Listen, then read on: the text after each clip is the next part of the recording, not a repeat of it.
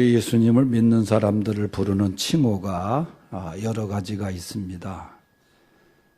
기독교인이라는 말도 쓰죠. 혹은 옛날에 보면 기독교도, 또 기독인. 그래서 이 사전에 보면은 기독교를 믿는 사람, 그리고 성경에서 메시아로 예언된 예수 그리스도의 삶과 가르침을 중심으로 하는 종교를 믿는 사람이 기독교인이다. 그렇게 얘기를 해요. 영어로는 크리스찬이란 말을 하는데 어떤 예수 그리스도를 믿는 종교에 믿음을 가진 사람, 그런 뜻이죠. 세상 사람들이 우리 예수 믿는 사람들을 얕잡아 보는 말 중에 하나가 뭐가 있냐면 예수쟁이, 그런 말이 있어요. 예수쟁이. 그 누가 붙였는지 모르지만 예수쟁이라고 그래요. 그 얕잡아 보는 말이에요, 사실은. 뭐 교인이란 말도 있고 또 성도라는 말이 있는데 저는 이 성도라는 말이 참 좋아요. 거룩한 하나님의 무리들, 백성들. 지난주 목요일 날 제가 그 롯데 신격호 회장 그 추모 예배를 인도하러 다녀왔습니다. 그 믿는 그 자녀 중에 큰 딸이 이제 말씀드린 대로 저에게 세례받고 이제 믿음 생활을 하는데 그 남동생들은 다 불교를 믿어요. 그 신동빈 회장 다 그런 사람들이.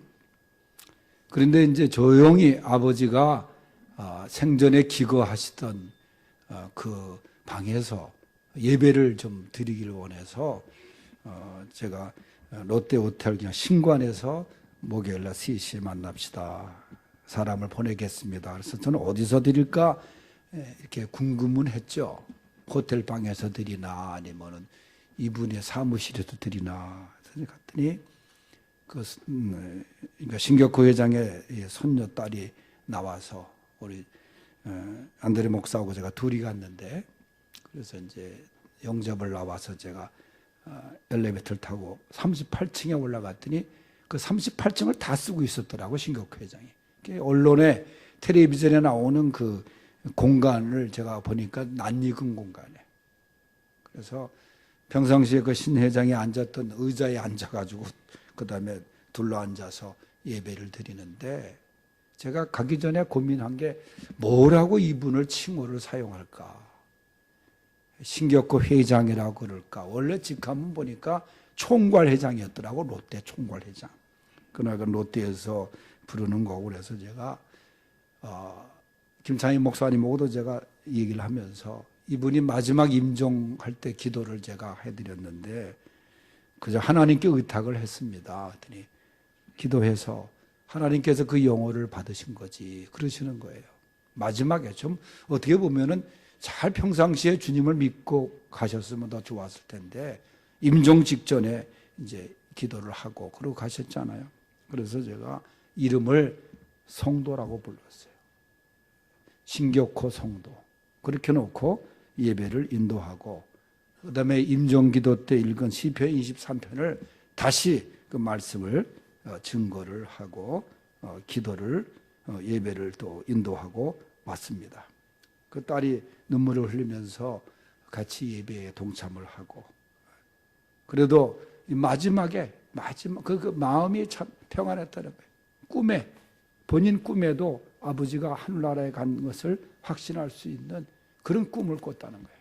그래서 그저 믿음 생활 잘 하길 바란다 그렇게 하고 아버지가 만약에 한 말씀 하신다면 나는 늦게 내가 하나님을 믿고 가지만 너희들은 잘 믿음 생활하거라 그랬을 거라고 제가 그 얘기까지 했습니다만은 이 성도라는 이름을 제가 붙여서 성도 신격호, 신격호 성도라는 이름을 사용했습니다. 이 성도라는 이름이 얼마나 귀한 이름인지 몰라요. 오늘 말씀의 26절에는 그리스도인이라는 이름이 나와요. 그리스도인. 비로소 그리스도인이라 일컬음을 받게 되었다. 이 본문의 배경을 보면은 예루살렘 교회에 큰 핍박이 일어나죠. 그 성도들이 안디옥으로 피난을 가요. 그래서 거기서 교회를 세웁니다. 교회를 세워서 믿음 생활을 하는데 그 모습을 본 불신자들이 이 이름을 붙여준 것이 사실 그리스도인이에요. 원래 이 이름은 그리스도께 속한 사람. 아마 앞서 얘기한 예수쟁이란 말과 비슷한 뜻으로 아마 믿지 않는 사람들이 당시에 그리스도인이라 그렇게 이름을 붙여준 거예요. 여러분, 그리스도인은 누구냐?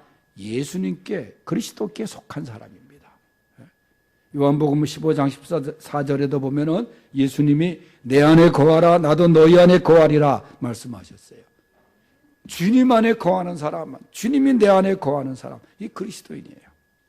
그래서 본문에 이 그리스도인, 영광스러운 그 이름 그리스도인은 어떻게 살아야 되는지 말씀하고 있습니다. 첫째가 뭐냐? 전도하는 그리스도인이 되어야 된다. 여러분, 많은 사람들이 예수를 믿고 구원을 받았다고 하지만은 예수님을 증거하지 못하는 사람이 생각보다 많습니다. 평생 가도 예수를 증거하는 일을 해보지 못한 사람들이 많아요. 찬송은 예수 믿는 것은 받은 증거 많도다 부르면서 받은 증거도 많고 받은 은혜도 많으면서도 불구하고 예수님을 전하지 못하는 사람들이 많습니다. 사도행전 앞부분을 읽어보면 초대교회가 오순절에 성령 충만함을 받아요. 얼마나 기쁨의 삶을 살았는지 같이 나누고 성령이 충만하니까 말이죠. 과거에 경험하지 못한 그 은혜 속의 삶을 살아가는데 교회도 점점 부흥이 되고 있어요. 베드로가 설교를 하고 말씀을 증거하니까 3,000명이 5,000명이 되고 나중에는 큰 무리가 됩니다. 그런데 초대교회가 이렇게 부흥이 되고 좋아하고 들떠 있었지만은 전도를 하지 않았어요. 예수님이 분명히 사도행전 1장 8절에서 이제 너희에게 성령이 임할 것이다. 그러면 너희가 예루살렘과 온 유대와 사마리아 땅끝까지 이르러 내 증인이 되어야 된다. 그 부탁을 하신 거예요. 그런데 그들은 이 부탁을 망각했어요. 부흥만 되었지 예루살렘에만 머물러 있었고 온 유대 사마리아 땅끝까지 전도하라고 하는 말씀을 그들은 듣지 않았어요. 주님의 명령을 잊고 있었어요. 그러니까 하나님께서 손을 보십니다. 당시 사내들인 공회가 앞장을 서고 또 사울이라고 하는 아주 율법에 열심이었던 사람을 그 다음에 내세워가지고 물불을 가리지 않고 교회를 핍박하기 시작합니다. 사람들이 핍박을 당하자 갇히고 또 죽는 사람도 생기고 그러다 보니까 예루살렘에 있는 성도들이 온 유대와 사마리아 심지어 다른 나라까지 흩어지기 시작해요. 본문 19절이 그 말씀 상황을 이야기한 겁니다. 19절 읽어보겠어요. 시작. 그때 스데반의 일로 일어난 환란으로 말미암아 흩어진 자들이 베니게와 구브로와 안디옥까지 이르러 유대인에게만 말씀을 전하는데 아멘. 핍박으로 말미암아 흩어진 사람들이 안디옥까지 이르러 말씀을 전했다는 거예요. 여기서 스데반의 일로 하는 것은 스데반이 복음을 전하다가 돌에 맞아 죽는 순교를 말합니다. 스데반이 왜 돌에 맞아 죽었느냐? 어떤 제 아는 목사님이 그래요, 최근에. 그거야 예수님을 증거하다 죽었지. 또 다른 이유 두 가지가 있대요. 스데반이 초대교회 집사 아니에요? 7집사? 그래서 첫 번째 이유가 또 뭐냐? 목사도 아니면서 집사가 설교해가지고 돌에 맞아 죽었다는 거예요. 그건 성경에 없는 얘기예요. 또 두 번째 이유가 뭐냐? 설교를 너무 길게 했다는 거예요, 설교를. 사도행전 7장을 보면 스데반의 설교가 나오는데 읽어도 길어요. 내용은 은혜롭지만은 설교를 길게 해가지고 돌에 맞아 죽었다는 거예요. 그건 성경에 안 나오는 이야기이기 때문에 저는 돌에 맞아 죽을 이유가 없어요. 저는 설교를 길게 한 적이 없기 때문에. 이 스데반이 순교를 당하고 초대교회 교인들이 정신을 차립니다. 그래서 주님이 말씀하신 복음을 전하기 시작한 거예요. 그런데 오늘 말씀해 보니까 유대인에게만 전했다는 거예요. 또 동족에게만. 뭐 전도를 안 하는 것보다 낫지만은 여러분 복음에는 차별이 있어서는 안 되는 겁니다. 부자나 가난한 자나 배운 자나 배우지 못한 자나 인종의 구별 없이 복음이 전파되어야 하는 거예요. 20절에 보면은 나중에 헬라인에게도 주 예수를 전파했다. 여러분 전도하면은 21절에 보면 주의 손이 그들과 함께 하심에 그랬어요.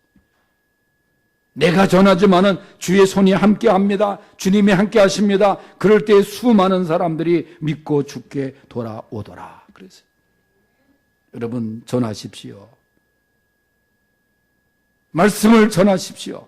주의 손이 함께 할 때 여러분 전도의 열매를 맺게 되는 줄로 믿습니다. 전도하는 그리스도인이 되어야 돼요. 전도하는 그리스도인. 둘째는 은혜 받는 그리스도인이 되어야 합니다. 본문 23절 다 같이 읽겠습니다. 시작. 그가 이르러 하나님의 은혜를 보고 기뻐하여 모든 사람에게 굳건한 마음으로 주와 함께 머물러 있으라 고나니. 아멘. 예루살렘 교회에서 피신간 성도들이 안디옥에 이르러서 교회를 세웁니다. 그리고 교회가 크게 성장을 하는 소문이 예루살렘 교회까지 들려와요. 예루살렘 교회는 그때의 지도자 바나바를 안디옥 교회로 파송을 합니다. 이 바나바는 정말 하나님 앞에 신실한 종이었습니다. 그런데 바나바가 23절에 보니까 안디옥에 와서 보니까 하나님의 은혜를 보고 기뻐했다. 그랬어요. 그러니까 하나님의 은혜가 안디옥 교회에 가득했다. 그러니까 그리스도인은 하나님의 은혜로 사는 존재가 그리스도인이에요. 안디옥 교회 입장에 봐서도 바나바라고 하는 귀한 지도자를 만난 것이 얼마나 큰 은혜인 줄 몰라요. 24절에 보니까 바나바라는 사람의 인적사항이 한 절로 기록하고 있기를 다 같이 읽어보겠습니다. 시작. 바나바는 착한 사람이요 성령과 믿음이 충만한 사람이라 이에 큰 무리가 죽게 더하여 지도라. 아멘. 착하고 성령과 믿음이 충만하고 이런 사람이 안디옥 교회를 위해서 이제 말씀을 전하고 목회를 하는 거예요. 1년 동안을 함께 배우면서 은혜를 받습니다. 말씀의 은혜를 받습니다. 여러분 은혜 중에 말씀의 은혜 참 중요합니다. 말씀을 듣고 말씀을 보고 할 때에 우리가 은혜를 받는 것이 하나님의 살아있는 역사하는 그 말씀 아닙니까? 사도행전 20장에 보면은 유두고의 사건이 나와요. 제가 심야교 대 때도 잠깐 얘기했습니다만 유두고라는 청년이 말씀의 은혜를 받지 못하고 졸다가 3층에서 떨어져 죽은 사람 아닙니까? 우리에게는 3층은 없지만 하여튼 3층 높이에서 그것도 이 친구가 정자세로 앉은 것도 아니고 걸터 앉아가지고 있다가 그것도 또 조명도 밝은 데서 떨어져 죽었다는 거예요. 여러분 생각해 보세요. 누가 교회에서 설교 듣다가 떨어져 죽었다면 그 교회에 얼마나 시험이 많이 들겠어요. 그 본인 잘못인데. 여러분 여기에서 우리가 주는 교훈이 뭐예요? 창에 걸터 앉아 있는 유두고 뭐 3층에 올라간 것도 문제지만은 혼자 앉아 있던 것도 문제지만은 여러분 우리가 영적으로 걸터 앉아 있는 것은 무언가 좀 산만하고 어떤 면도 오만하기도 하고 신앙적인 위기의 모습 아닙니다. 신앙생활은 걸터 앉으면 안 되는 거예요. 적당히 앉아 있으면 안 돼요. 정신 차리고 말씀 듣고 신앙생활에 정말 최선을 다해야 되는 거예요. 여러분 하나님의 말씀을 듣는 시간은 은혜의 시간입니다. 시편 119편 103편에 주의 말씀의 맛이 내게 어찌 그리 단지요 내 입의 꿀보다도 더 다나이다 그랬어요. 말씀의 은혜를 받는 그리스도인이 되어야 합니다. 세 번째는 봉사하는 그리스도인이 되어야 돼요. 29절을 읽겠습니다. 30절까지 시작. 제자들이 각각 그 힘대로 유대에 사는 형제들에게 부조를 보내기로 작정하고 이를 실행하여 바나바와 사울의 손으로 장로들에게 보내니라. 아멘. 28절에도 보면은 하나님의 사람이 성령으로 말하기를, 아가보라는 사람입니다. 천하의 큰 흉년이 들리라. 예언해. 하나님께서 주신 예언의 말씀이에요. 예언의 말씀 얼마나 많습니까? 하나님의 말씀은 반드시 이루어지는데, 그러니까 이 예루살렘 교회, 예루살렘에 큰 흉년이 들었다 그랬어요. 먹을 것이 없어요. 이때 안디옥 교회가 그 예루살렘 교회를 위해서 헌금을 합니다. 그 오늘 말씀에 보면은 29절에 제자들이 각각 그 힘대로 그랬어요. 여러분, 우리가 봉사하고 그 다음에 우리가 하나님 앞에 드리는 것은 각각 그 힘대로 하는 거예요. 힘대로 유대에 사는 형제들에게 부조를 보내기로, 부조라고 하는 말 그 나나주에 보면 봉사하기로 그렇게 얘기했어요. 힘껏 봉사하는 거예요. 헌금은 정성을 다해 하지만 반드시 힘대로 해야 된다는 거예요. 이러한 봉사를 하나님이 받으시고 기뻐하시는 것입니다. 여기 보니까 각각 힘대로 유대에 사는 형제들에게 부조를 보내기로 작정하고 그랬어요. 우리가 어려운 일을 당할 때 우리도 도움을 받고, 이 나라도 여러분 원조받는 나라였지 않았어요? 우리가 어려운 이웃들을 위해서 도와주는 것, 우리가 반드시 행해야 될 일입니다. 오늘 보면은 작정하고 30절에 작정만 한 게 아니라 이를 실행하여 그랬어요. 우리가 작정만 하는 거 소용이 없어요. 실행하는 믿음, 행함이 있는 믿음, 그게 귀한 거예요. 야고보서에 보면은 행함이 없는 믿음은 죽은 믿음이라 그랬어요. 여기 보니까 즉시 실행하여 바나바와 사울의 손으로 장로들에게 전달했다. 그들에게 헌금을 보냈다는 거예요. 여러분, 그리스도인은 봉사해야 됩니다. 이웃의 아픔을 기억해야 됩니다. 섬겨야 됩니다. 그래야 그리스도인입니다.